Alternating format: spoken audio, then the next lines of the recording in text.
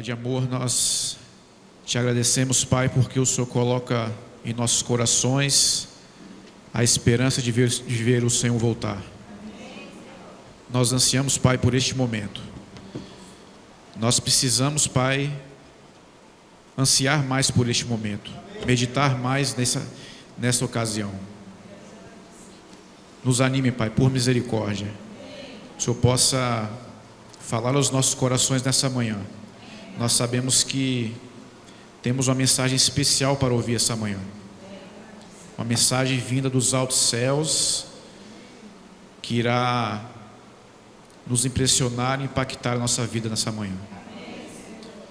Se nós, Pai, temos falhado contra o Senhor, pecado, estamos, quem sabe, desacreditados dessa vida, que o Senhor possa nos fortalecer. Se entramos aqui, Pai, abatidos, aflitos, com um sentimento de ansiedade, de preocupação, que o Senhor derrube por terra, Pai, neste momento esses sentimentos e coloque em nossos corações paz, Teu amor, a certeza que o Senhor em breve voltará a essa terra para nos buscar. Nós, Pai, não aguentamos mais viver neste mundo de miséria, de dor, de sofrimento, onde vemos as pessoas doentes, desassistidas, morrendo, Pai. Enfim, nós poderíamos relatar aqui diversos problemas e diversas situações, mas coloque, Pai, em nossos corações essa esperança que acabamos de cantar, de que em breve essas coisas, Pai, não farão parte mais da nossa realidade. O Senhor virá aqui para restaurar essa terra. Teremos, Pai, o privilégio de viver 1000 anos com o Senhor nos altos céus, entendendo, Pai, do Teu amor, da Tua bondade. Entender o sacrifício que o Senhor fez por nós na cruz do Calvário.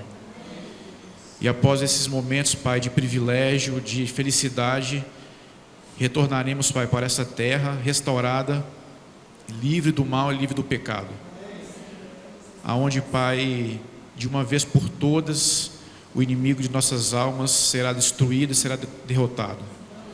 Obrigado, Pai, porque o Senhor fará isso por nós. Fica conosco, nós pedimos agora concentração, reverência dos altos céus, para entendermos a Tua mensagem, para que nós possamos sair daqui mais fortalecidos e agarrados com o Senhor. Obrigado por tudo. Perdoe os nossos pecados mais uma vez, nós te suplicamos em nome de Jesus. Amém. Adventista? Amém. Louvado seja Deus. Um feliz sábado a todos. Que a graça e a paz do nosso Senhor e Salvador Jesus Cristo possa inundar o nosso coração nessa linda manhã sabática. Amém? Muito bem. O tempo é contra nós hoje, né? Abra sua Bíblia rapidamente, no livro de São João, capítulo 6. João, capítulo 6. Quero aqui agradecer a presença aqui dos nossos amados irmãos que estão conosco aqui, visitantes, né, de outras igrejas adventistas que estão conosco, mas também aqueles que estão na classe bíblica, estudando a palavra. Louvado seja Deus. Deus tem uma bênção especial para você essa manhã, amém? Muito bem. Capítulo 6 do livro de São João, verso 66. Capítulo 6, verso 66. Todos acharam, amém? Muito bem. A partir de então, muitos dos discípulos voltaram atrás e já não andavam mais com ele, com Jesus. Então perguntou Jesus aos 12: Não querem vós também retirar-vos? Respondeu-lhe Simão Pedro: Senhor, para quem iremos nós? Tu tens a palavra da vida eterna. Nós cremos e conhecemos que Tu és o Cristo, o Santo de Deus. Amém? Feche seus olhos, por favor, ó grande Deus. Nesse momento, ó Pai, a Tua palavra, a Tua santa palavra, está aberta em nossas mãos. Queremos, por misericórdia, extrair lições aqui para o nosso crescimento espiritual, para a nossa libertação e para a nossa salvação. Por isso, Senhor, perdoe os meus pecados, perdoe os pecados do Teu povo nesta manhã, e fale ao nosso coração, pois queremos ouvir a Tua palavra, queremos sair daqui cheios, Senhor, cheios de Ti, cheios da Tua palavra, cheios do poder do Espírito Santo. Por isso fale poderosamente ao nosso coração, por Jesus, amém. Essa história aqui é uma história interessante. Jesus fala algumas coisas para os discípulos, Jesus pede algumas coisas para os discípulos, e os discípulos então, alguns deles, alguns que seguiam a Jesus, pegam e simplesmente viram as costas e saem, porque a mensagem que Jesus tinha para eles era uma mensagem muito dura. Aí Jesus então pergunta aos discípulos: estão indo embora, vocês também não querem ir? E aí Pedro diz assim: para quem iremos, Senhor? Para quem iremos? Se somente o Senhor tem a palavra da vida eterna. Oh glória, louvado seja Deus. Preste bem atenção numa coisa. Nós estamos assim, hoje nós estamos preocupados com a igreja. Por que preocupado com a igreja? Não é com a igreja de Santa Fé, é a igreja adventista do sétimo dia. A igreja adventista do sétimo dia tem perdido a sua identidade. Tem perdido a identidade, sim ou não? Sim. Qual era a identidade da igreja adventista há 25 anos atrás? A igreja da Bíblia. Igreja da Bíblia. Era exatamente isso. A igreja que estudava a Bíblia, que compreendia a Bíblia, e a igreja que vivia a Bíblia. Hoje nós não somos mais assim. E aí eu fiquei me perguntando: por que, Senhor? Por quê? O que está acontecendo? Eu acho que é isso aqui, esse texto. Preste bem atenção. Pedro diz assim no verso 69: nós cremos e conhecemos que Tu és Cristo. Olha só, Pedro diz assim: nós cremos e conhecemos. Ele aprendeu e creu. Lá no livro de Oséias, capítulo 6, verso 3, diz assim: continuamos e prossigamos em conhecer ao Senhor. Aí a gente pode tirar algumas lições aqui rapidamente. Por que as pessoas não estão prosperando na fé? Por que muitos, e essa é uma indagação minha, por que muitos saem desta igreja, têm desilusões, têm problemas, saem da igreja, essa igreja, e vão para uma outra igreja, não adventista? Porque não está prosseguindo em conhecer a Jesus. Verdadeiramente, isto nunca havia acontecido, mas de uns 15 anos para cá, isso tem acontecido com muita frequência. As pessoas estão se aborrecendo, se entristecendo com os irmãos, com a igreja, e pega e sai da igreja e vai para outra igreja. No meu tempo, há 24 anos atrás, as pessoas que eram batizadas ou estavam se preparando para o batismo, estudavam um tema que nós não vamos passar aqui por causa do tempo, as 2.300 tardes e manhãs, não vamos passar. E eu quero fazer pode soltar aqui para mim, por favor? Ok. Como surgiu esse movimento? Como surgiu esse movimento? Porque eu preciso compreender como surgiu esse movimento, que movimento é este, para que eu me firme nele. Porque pode vir lutas, provações, tempestades, furacões, e eu tenho que continuar nele, porque eu sei em quem tenho crido. Eu conheço este movimento. Não é um movimento dos homens, não é uma igreja elaborada por homens, mas nós vamos entender aqui que essa igreja, ela foi organizada e ela foi imaginada na mente de Deus com propósitos proféticos. Aí, o surgimento da igreja remanescente, deixa eu ver se eu consigo aqui, ok, preste bem atenção. Este movimento, qual o movimento? Dá para ler daí? Movimento profético restaurador da verdade. Este é o movimento que Deus colocou você. Movimento profético restaurador da verdade. Por quê? Porque lá no capítulo 8, verso 12 do livro de Daniel, diz que Satanás usaria um poder para jogar por terra a verdade, sim ou não?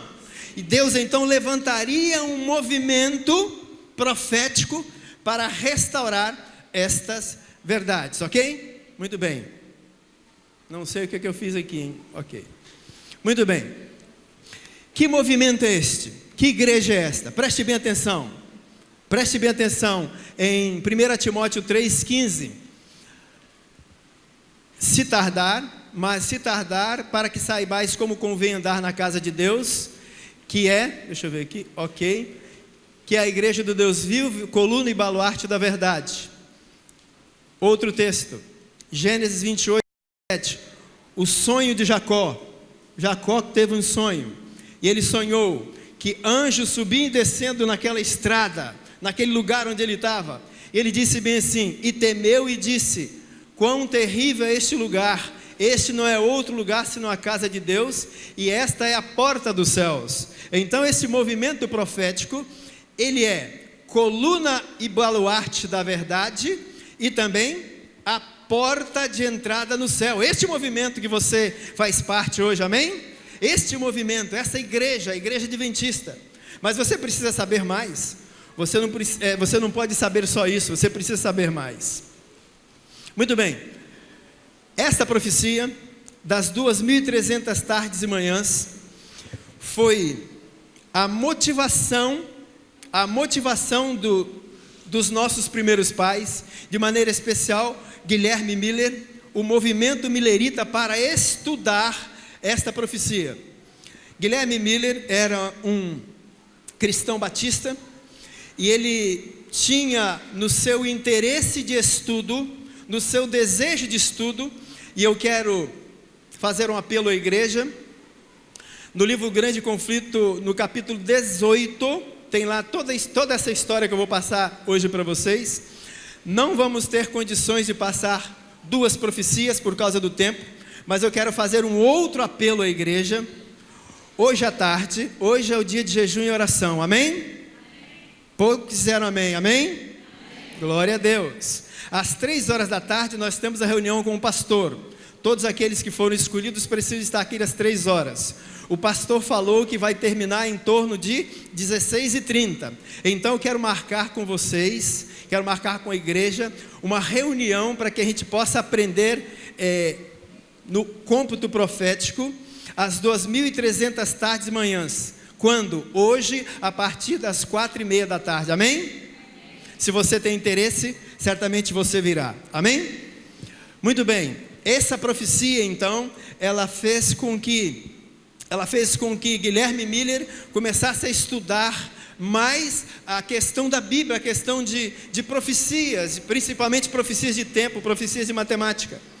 E interessante, eu não quero passar aqui agora, não vou passar, mas nessa semana, dia 22 de outubro, né? 22 de outubro, nós então comemoramos o início da purificação do santuário, amém? O que é isso? Você vai saber à tarde. 22 de outubro de 1844, o que é isso? O que isso quer dizer para nós? Muito bem, está aí a profecia, que nós vamos estudar à tarde por causa do tempo, e eu vou respeitar o tempo, em nome do Senhor Jesus. Essa profecia, ela fala das 2.300 tardes e manhãs, e eu queria que vocês abrissem a sua Bíblia, no livro de Daniel, capítulo 9, Daniel capítulo 9, porque Daniel capítulo 9.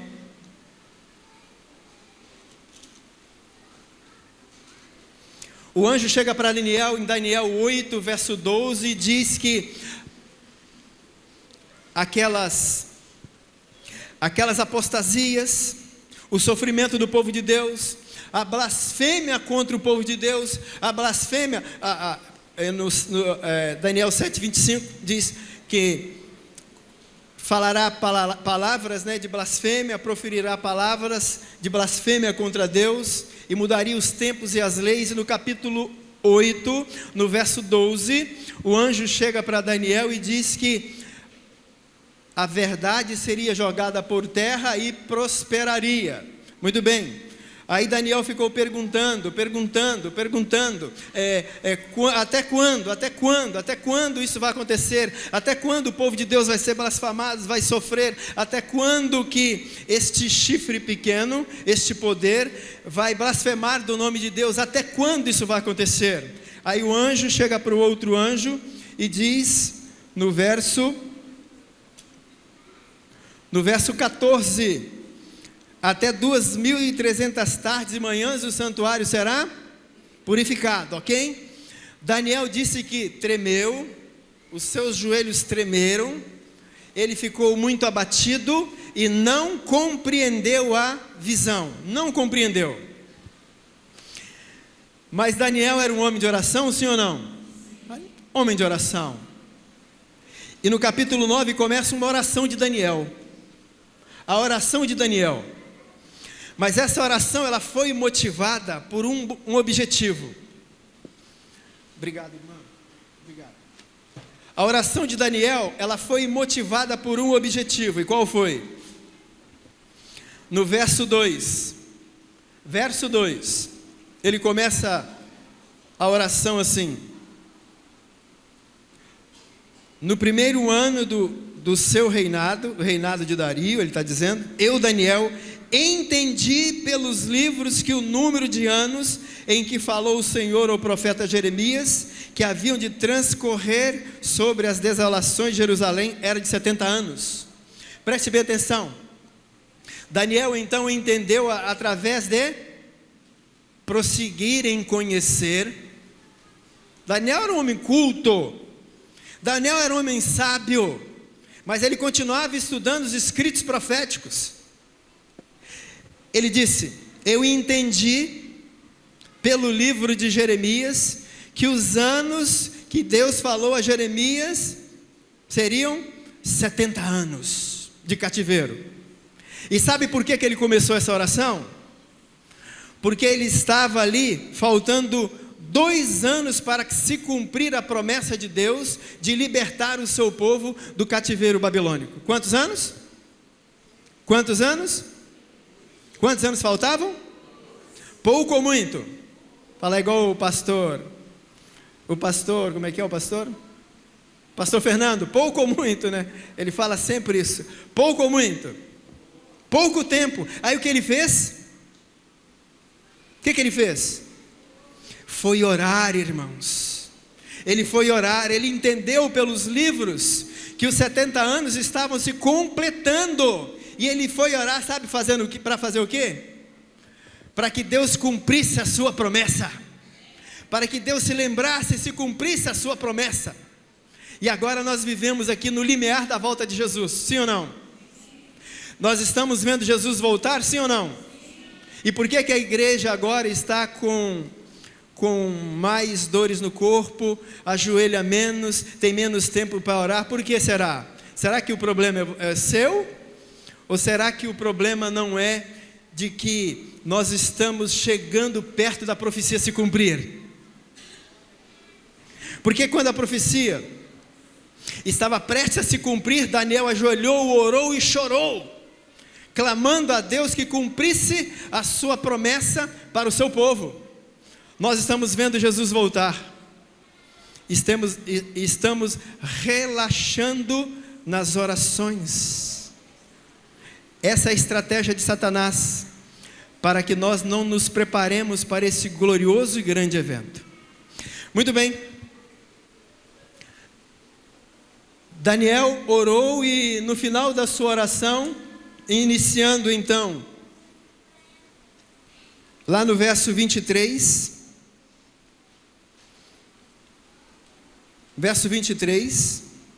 do capítulo 9, no princípio das tuas súplicas saiu a ordem, e eu vim para declarar a ti, porque és muito amado. Portanto, considera a mensagem e entende a visão. Ponto. Daniel não tinha compreendido qual era a profecia? Qual profecia que Daniel não tinha entendido? As 2.300 tardes e manhãs, certo? Aí o anjo chega para ele. Vocês estão acompanhando? Eu estou falando rápido por causa do tempo. Ok.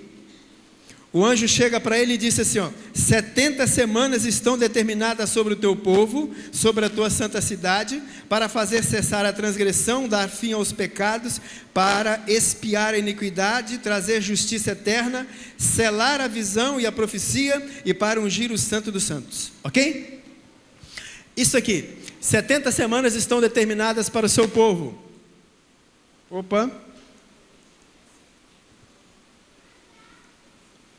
Antes disso, eu quero ler isso aqui, por favor.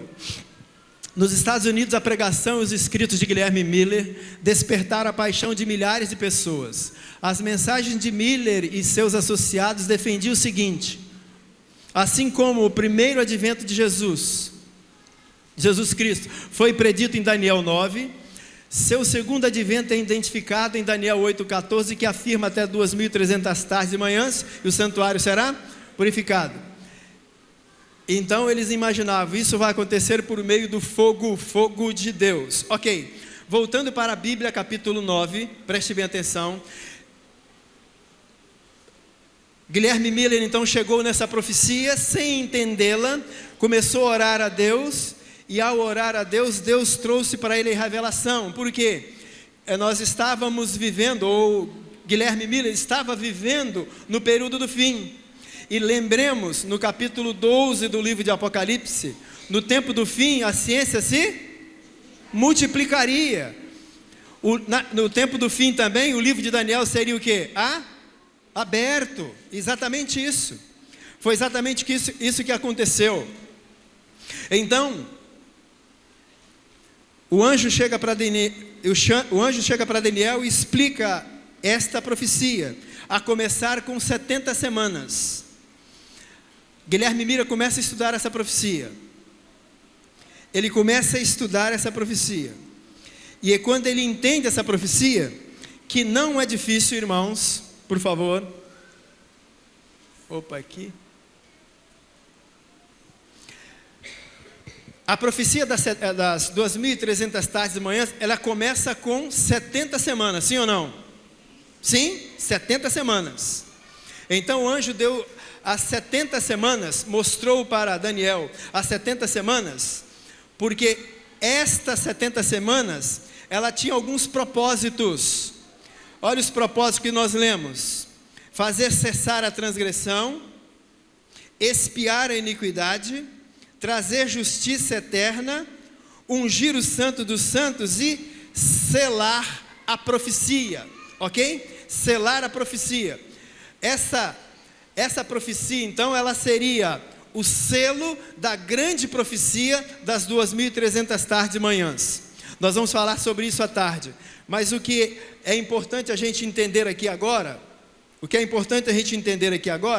que as 70 semanas, elas são divididas em 3 partes. E eu quero ler para os irmãos. Verso 25. Sabe e entende, desde a saída da ordem para restaurar e reedificar Jerusalém até o ungido, 7 semanas e 60 semanas, as praças e as tranqueiras se reedificarão, mas em tempos angustiosos.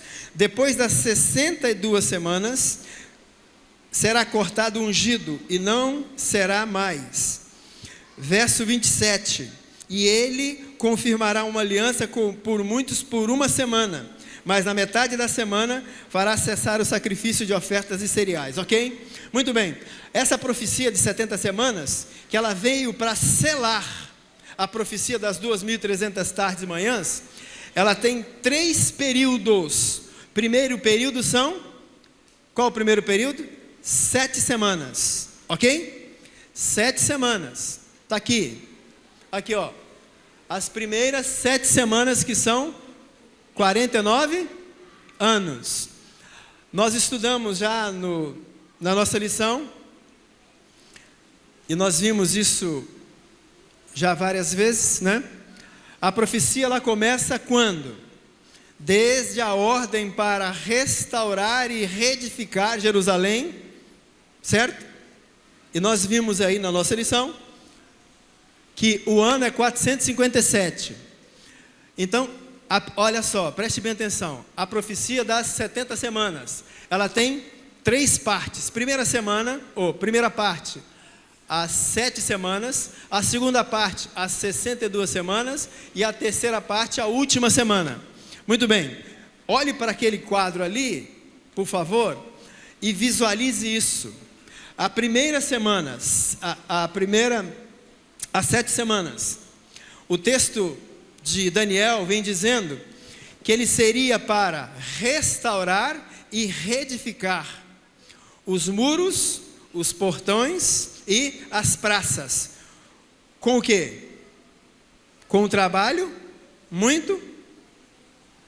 O que nós estudamos na lição? Neemias, perseguição, né? Não é isso?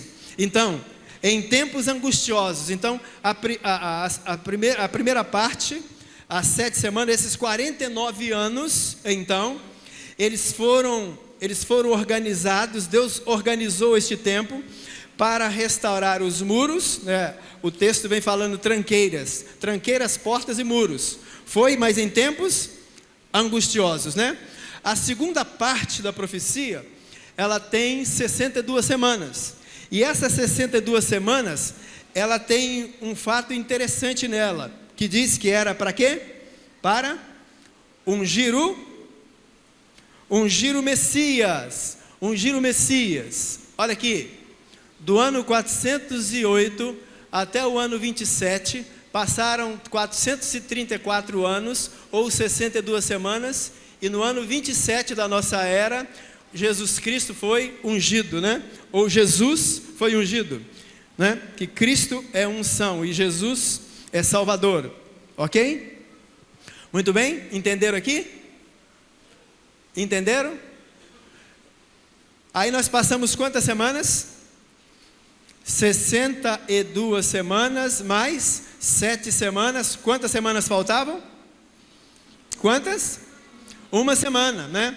E essa semana que faltava, o que deveria acontecer nessa semana? A morte de Cristo. A morte de Cristo, né? Está aqui no verso 27. Ele confirmará uma aliança com muitos por uma semana, mas na metade da semana, olha como o texto, olha como Deus, ele prima a matemática, né? Na metade exata da semana, 3 anos e meio da última semana, da 70ª semana, então, Jesus é morto ali, certo? E no ano 34 da nossa era, termina então as 70 semanas, com que evento? O apedrejamento de Estevão, né? E quem estava ali naquele apedrejamento de Estevão, segurando as capas dos soldados? Saulo, olha só, Deus já chama Saulo ali no ano 34, Deus já incomoda o coração de Saulo no ano 34 para ele ser o pregador dos gentios, irmãos. Louvado seja Deus. Muito bem, eu sei que não é fácil isso não, entender assim, mas nós precisamos adiantar, ok? Então, da profecia das 2.300 tardes e manhãs, se passaram quanto tempo? Quanto tempo? Quanto tempo? Quanto? Ok, 490 anos se passaram, certo? 70 semanas. 70 vezes 7, 490 anos, certo? A profecia indica 2.300 anos, então Quanto tempo faltaria? Se eu pego agora os 2.300 anos da profecia, né, e subtraio agora os 490 anos, que foram as 70 semanas, ok? Quantos anos faltam? 1810 anos. E, ok, obrigado. Ok? 1810. Do ano 34 mais 1810 anos, nós chegamos ao ano de 1844. Amém? Amém? Louvado seja Deus. Louvado seja Deus. 1844. Guilherme Miller estudou esta matéria, estudou esta profecia. Imagine a alegria dele em entender que Jesus voltaria naquele tempo, 1844. Vocês já imaginaram?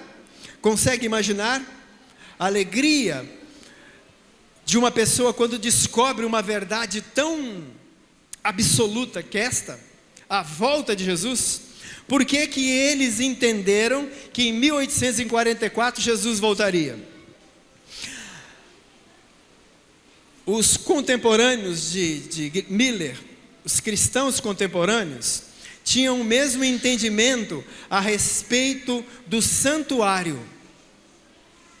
Por quê? Miller, quando entendeu isso, começou a perguntar aos seus amigos, aos irmãos, né, assim de maneira bem sucinta, nas escondidas, o que eles entendiam que era o santuário. Todos, numa só voz, diziam: é a terra. Sabe por quê? Porque o santuário havia sido destruído no ano 70. O santuário havia sido destruído. E agora, o santuário que existia era a terra. Então, se em 1844, fim da profecia das 2.300 tardes e manhãs, e o santuário será purificado, o que vai acontecer? Segundo a interpretação deles, a volta de Jesus com fogo, como disse Pedro. Amém? Ou misericórdia? É verdade, misericórdia, né? Mas preste bem atenção, Jesus não voltou, mas Guilherme Miller, ele ficou com uma satisfação imensa. Nesse livro, no Grande Conflito, no capítulo 18, ele mesmo diz que ele teve assim, a igreja teve um grande despertamento. Houve um grande despertamento, as pessoas se alegraram com a possibilidade de ver Jesus voltar naqueles dias. Isso inundou o coração de muitos. Mas quando ocorreu essa decepção, muitos saíram. Muitos saíram. A maioria. Ficou cerca de 40 pessoas. E eu quero dizer uma coisa para vocês em nome do Senhor Jesus.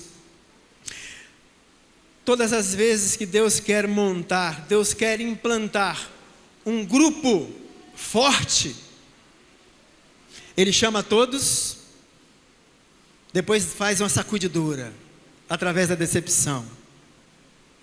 Foi assim, para instaurar a sua igreja, a igreja apostólica. A decepção da cruz, não foi? Uma decepção. A cruz, naquele momento, foi uma decepção. Ao ponto daqueles 2 discípulos indo para o caminho de Emaús, dizendo assim: nós esperávamos que Ele fosse o nosso libertador. Decepção. Mas interessante, irmãos, é que esta decepção, ela foi profetizada por Deus. Não foi uma decepção comum.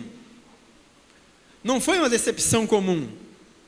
Ela foi profetizada por Deus. Apocalipse capítulo 10. Quero ler para vocês, por favor.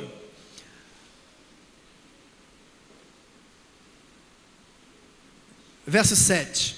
Mas nos dias da voz do 7º anjo, quando tocar a sua trombeta, se cumprirá o segredo de Deus, como anunciou os profetas, seus servos. Olha só. O anjo chegou para João e disse: pega o livro Lembra daquela figura de um anjo ali, que nós colocamos no início? Ele com os pés na terra, outros pés na água, simbolizando a universalidade, né, da mensagem. E ele disse para o anjo assim, disse para João: pega o livro que está na mão do anjo e come. E ele disse: eu fui ao anjo dizendo: dá-me o livro. E ele me disse: toma-o e come-o. Ele fará amargo do teu ventre, mas na sua boca será doce como mel. E tomei o livrinho da mão do anjo e comi-o. E na minha boca era doce como mel, e havendo comido, meu ventre ficou amargo. O que é isso, irmãos? Senão a decepção por Jesus não ter voltado. Imagine a cena: come o livro. O que é comer o livro? O que é comer o livro? Estudar, né? Você ir ao livro, buscar do livro as informações, como Jesus disse: examinar, né? Escrutinar. Foram ao livro, aí entenderam que Jesus iria voltar. Isso foi uma alegria, sim ou não? Ao comer o livro, teve uma alegria imensa na boca, sim ou não? Mas quando Jesus não veio, aconteceu o quê? É o amargo. É o amargo. Então essa igreja é um movimento profético, restaurador da verdade. Por quê? Porque ela foi fundada em cima da profecia das 2.300 tardes e manhãs. E mesmo essa decepção, mesmo que aparentemente este erro, foi profetizado por Jesus a João em Apocalipse capítulo 10. Então o que aconteceu? O que aconteceu então? E nós sabemos, a purificação do santuário, ela se deu em 1844, e houve Irã Edson saindo de uma reunião dessas de oração, porque ficaram ali cerca de 40, orando, chorando e clamando a Deus: onde está o nosso erro? Aonde foi que nós erramos? E Deus então mostra uma visão para Irã Edson. Ele vê, ao sair na madrugadinha, ele saindo, ele vê no meio do milharal assim, olha para o alto e vê uma imagem de Jesus saindo do santo e entrando no santo dos santos. E eles então puderam compreender que a purificação do santuário iria acontecer no céu e não na terra. Então Jesus, naquele momento, nós não vamos abrir o texto aqui por causa do tempo, mas Daniel capítulo 7 vem dizendo que Jesus veio até o ancião de dias na cena do juízo.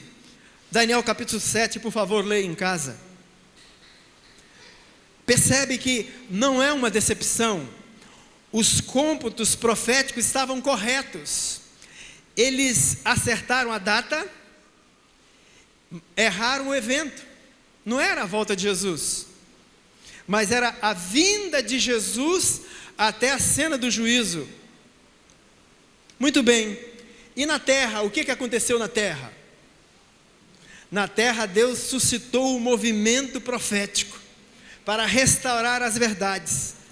A segunda mensagem angélica diz assim: caiu a grande Babilônia. O que é isso? O sistema de erros, aquele sistema que jogou por terra a verdade, caiu. E Deus então levanta um povo, os adventistas do sétimo dia, esse movimento profético, para restaurar essas verdades jogadas por terra pelo romanismo. É exatamente isso que aconteceu, e nós precisamos entender isso.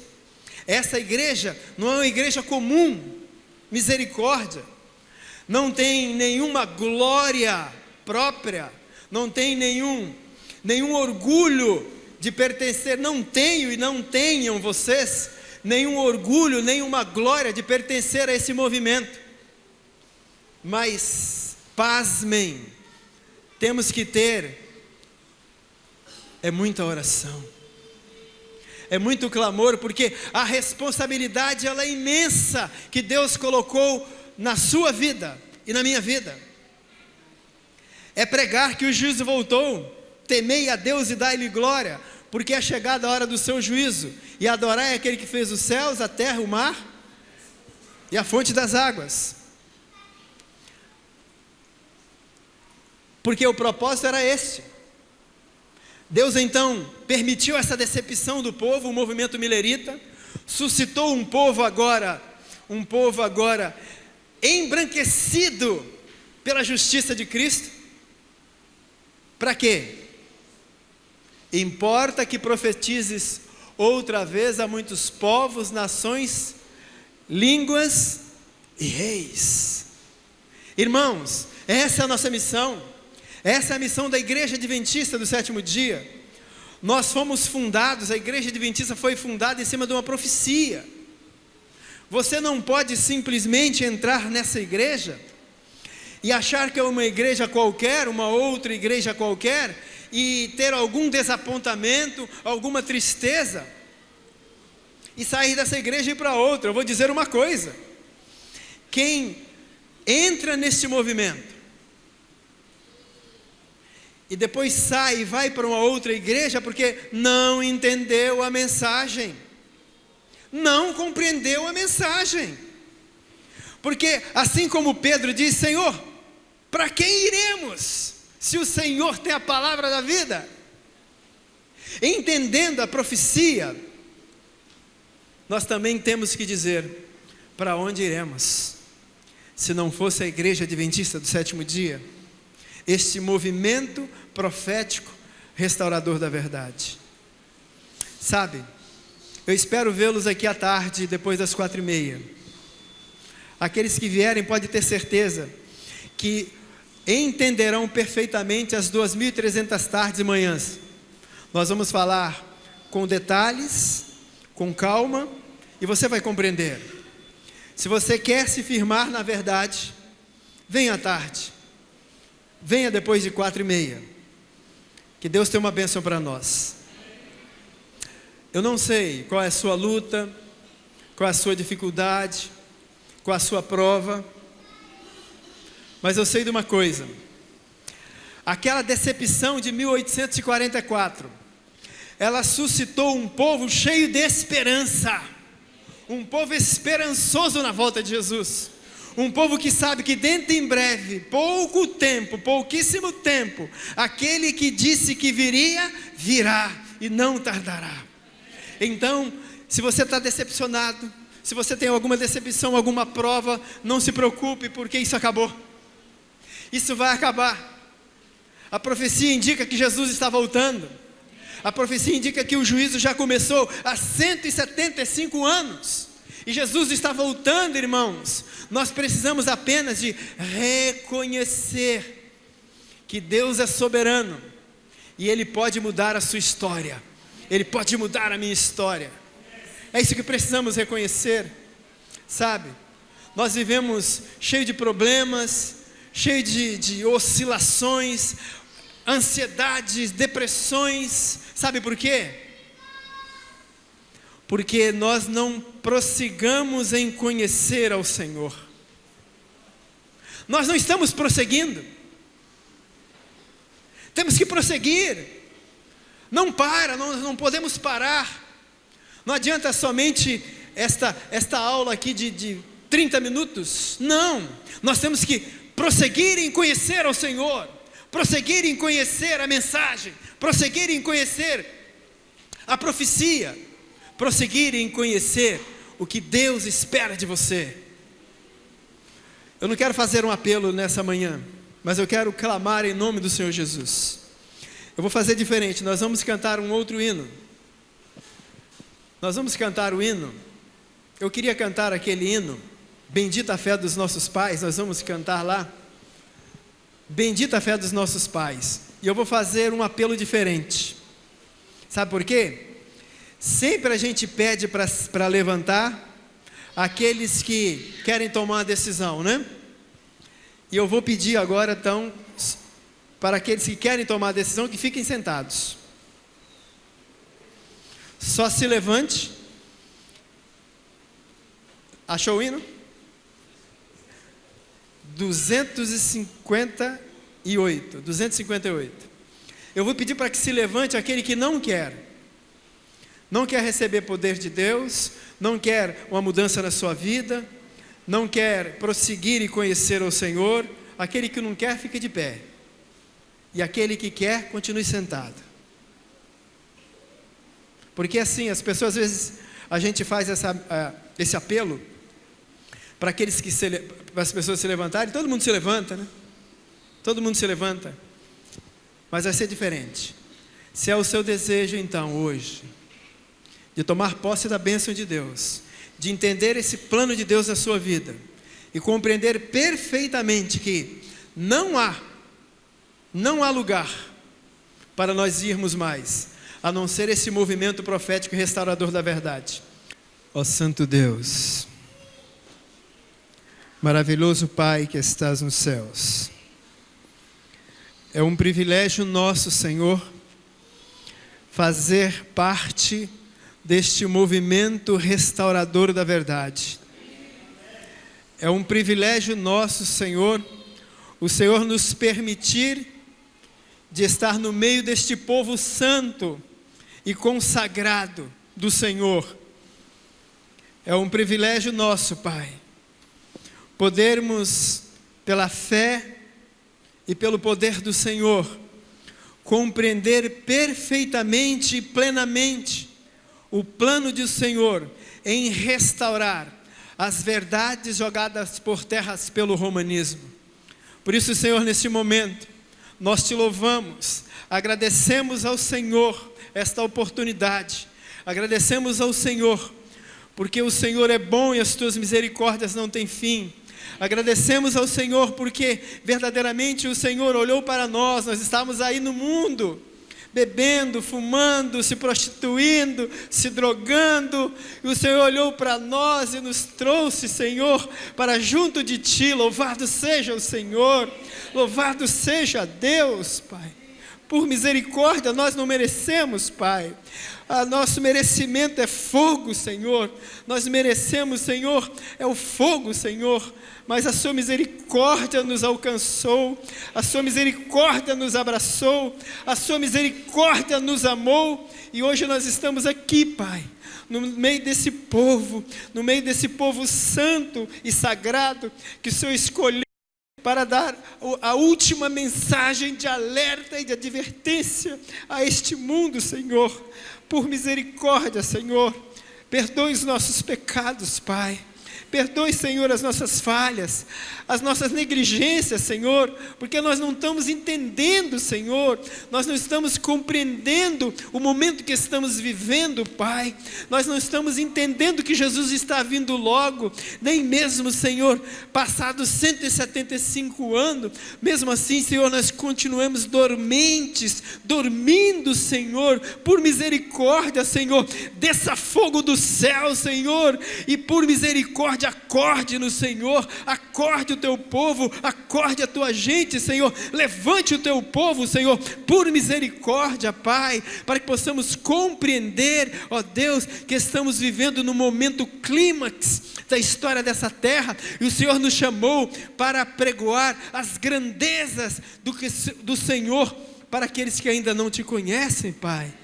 Ó Deus de Israel, ó Deus eterno, muitos, Senhor, entram nesse movimento de qualquer maneira, não prosseguem em conhecer ao Senhor, nem este movimento, e aí entram em desespero e saem, vão para outras igrejas. Ó Senhor, não permita que isso aconteça nunca mais, que nunca mais isso aconteça no meio do teu povo, Pai.